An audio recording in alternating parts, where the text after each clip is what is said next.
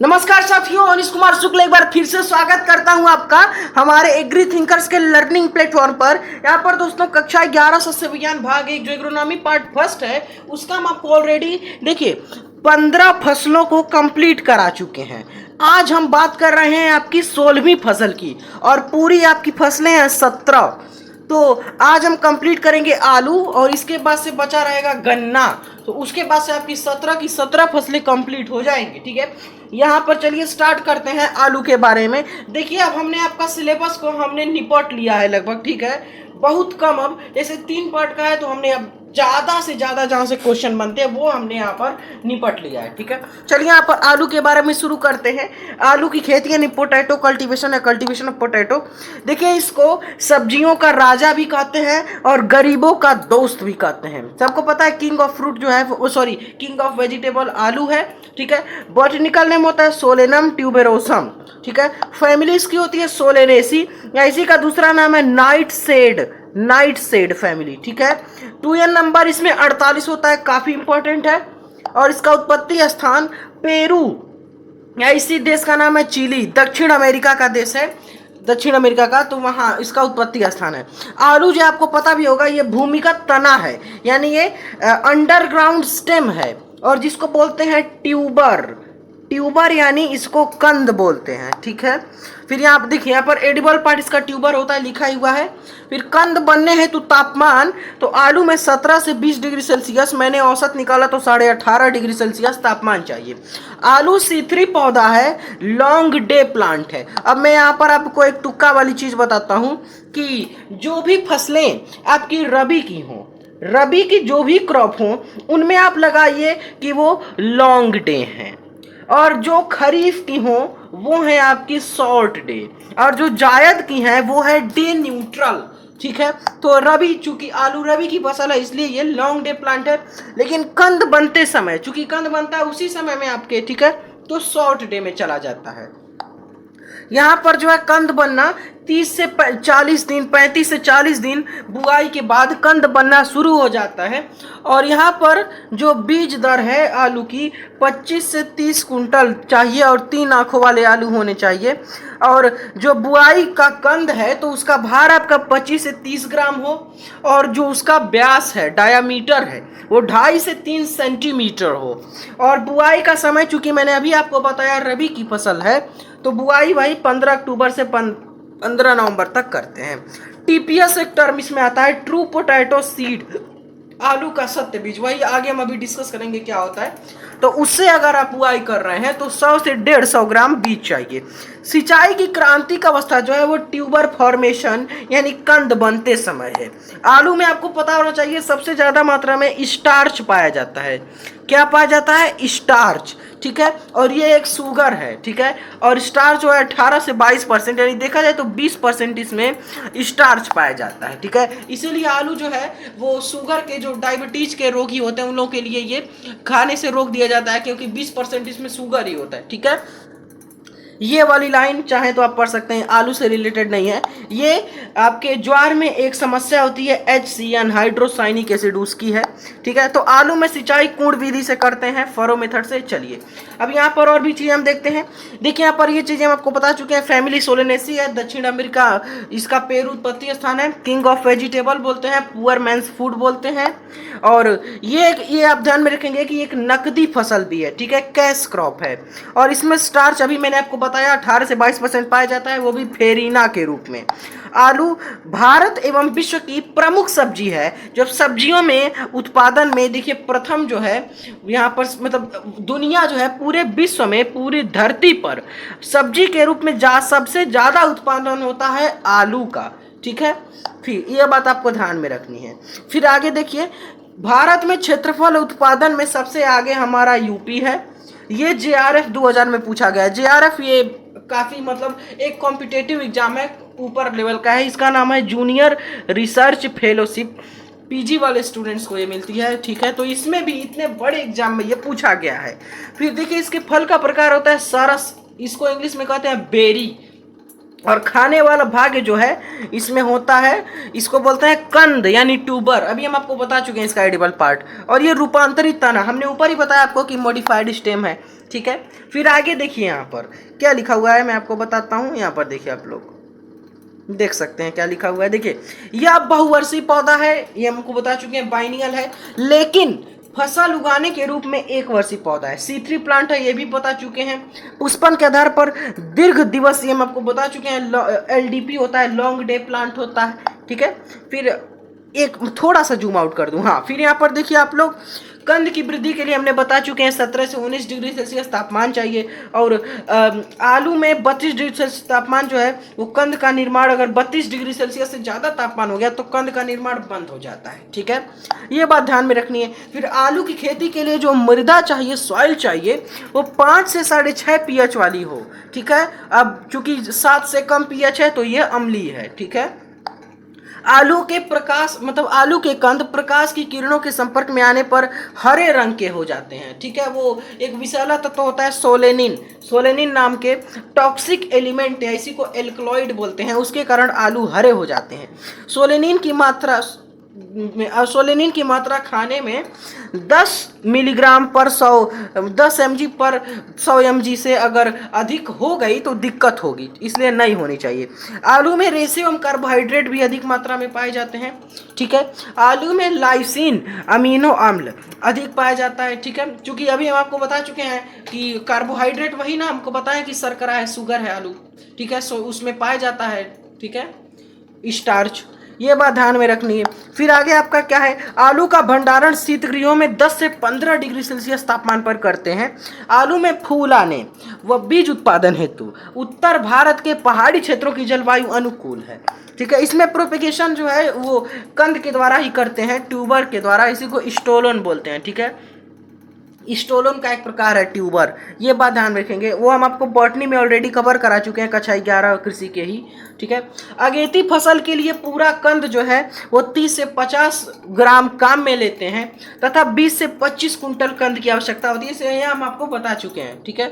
फिर देखिए, मुख्य फसल के लिए 3 आंख वाले कटे हुए कंद 25 ग्राम का जो हो उसको काम में लेते हैं और 15 से 20 कुंटल पर हेक्टेयर के हिसाब से कंद की जरूरत पड़ती है। इसमें स्पेसिंग देखेंगे तो 60 गुणे 20 सेंटीमीटर रखते हैं, ठीक है, plant to plant, row to row, ठीक है। आलू की जो डोरमेंसी है, सुसुप्तावस्था तोड़ने के लिए थायो यूरिया या पोटेशियम थायोसाइनेट का प्रयोग करते हैं, वो भी 1%। ये RPSC AO 2009 में पूछा गया है, काफ़ी बड़ा लेवल का ये कॉम्पिटेटिव एग्जाम है। आलू में बुआई के 40 दिन बाद मिट्टी चढ़ाना यानी अर्थिंग की क्रिया की जाती है, 40 दिन बाद, डे आफ्टर सोइंग, ठीक है। बुआई का समय अगर यहाँ पर देखेंगे तो मुख्य फसल की 15 से 25 अक्टूबर हम आपको बता चुके हैं, अगेती की 25 सितंबर से 10 अक्टूबर, अब पहाड़ी क्षेत्रों में फरवरी में करते हैं, ठीक है। फिर यहाँ पर देखिए, अब ट्रू पोटैटो सीड के बारे में थोड़ा सा बात कर लेते हैं। जो अभी हम ऊपर आपको बता रहे थे उससे 20 दर 100 से 150 ग्राम बताए। तो आलू का सत्य बीज ट्रू पोटैटो सीड, यह जो है ये टेक्निक रामानुजन ने विकसित की और इस विधि द्वारा 100 से 150 सीड मतलब लगता है पर हेक्टेयर में, ये तो हम आपको बता ही चुके हैं, 100 से 150 ग्राम। फिर एक आती है सीड प्लॉट टेक्निक, ठीक है, SPT सीड प्लॉट टेक्निक। तो यह जो है पुष्कर नाथ नाम के साइंटिस्ट थे, उन्होंने 1967 में इसको डेवलप किया था और ये पूछा गया था, वो भी RPSC AO 2009 में, ठीक है।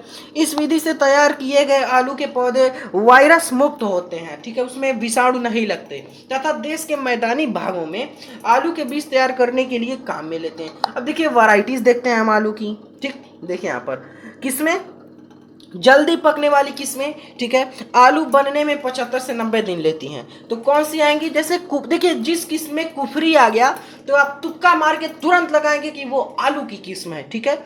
इसमें कुफरी अशोका अति शीघ्र पकने वाली किस्म है, कुफरी चंद्रमुखी है, कुफरी ज्योति है, कुफरी अलंकार है, कुफरी लवकार है, कुफरी नवजोत है। मध्यम पकने वाली किस्मों में ये 100 से 120 दिन लेती हैं।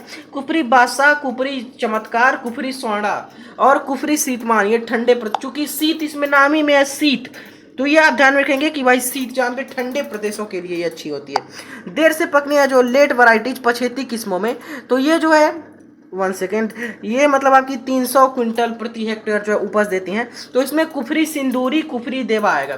प्रोसेसिंग यानी प्रसंस्करण के लिए कुफरी चिप्सोना 1, कुफरी चिप्सोना 2 और एक चिप्स की और प्रजाति होती है कुफरी चिप्सोना 3। ठीक है, चलिए आगे बढ़ते हैं। यहाँ पर हम लोग इसमें कुछ डिजीज लगती हैं आलू में। तो यहाँ पर देखिए यहाँ पर अर्ली ब्लाइट यानी अगेती झुलसा, ये लगता अब अ से अर्ली, अ से अल्टरनेरिया, तो ऐसे याद हो जाएगा अल्टरनेरिया सोलेनाई, और ये पूछा गया था JRF 2000 में। ठीक है, अब यहाँ पर देखिए लेट ब्लाइट सबसे ज़्यादा इंपॉर्टेंट, यहाँ पर लेट ब्लाइट है, बार बार पूछा जाने वाला।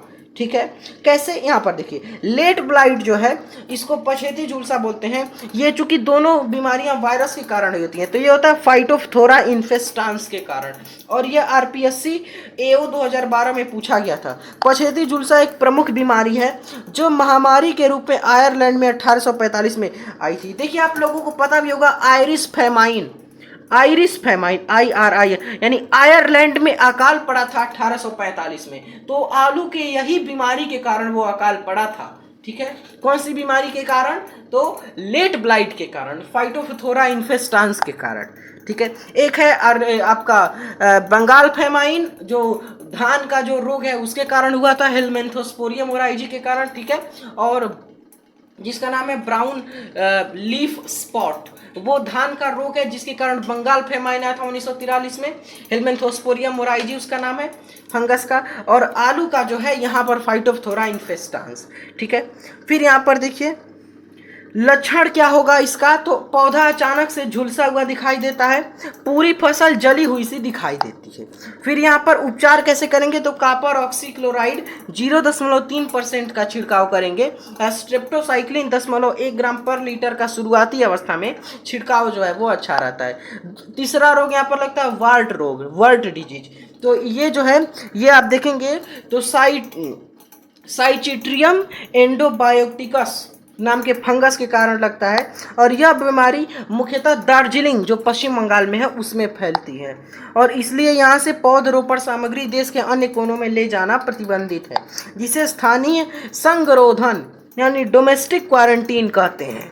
ठीक है, फिर चौथा यहाँ पर लगता है ब्लैक स्कर्ब, तो ये राइजोक्टोनिया सोलेनाइस फंगस के कारण लगता है। फिर यहाँ पर गोल्डन नेमाटोड लगता है, सुनहरा सूत्रकृमि, तो ये आपका जो है ग्लोबोडेरा रोस्टाकाइनेंसिस नाम के सूत्रकृमि के कारण लगता है, नेमेटोड के कारण। नीलगिरी तमिलनाडु में ज़्यादा नुकसान करता है, इसलिए इस कीट, चूंकि ये कीट है तो इसलिए इस कीट के प्रति भी स्थानीय संगरोधन एंड डोमेस्टिक क्वारंटीन अपनाई जाती है।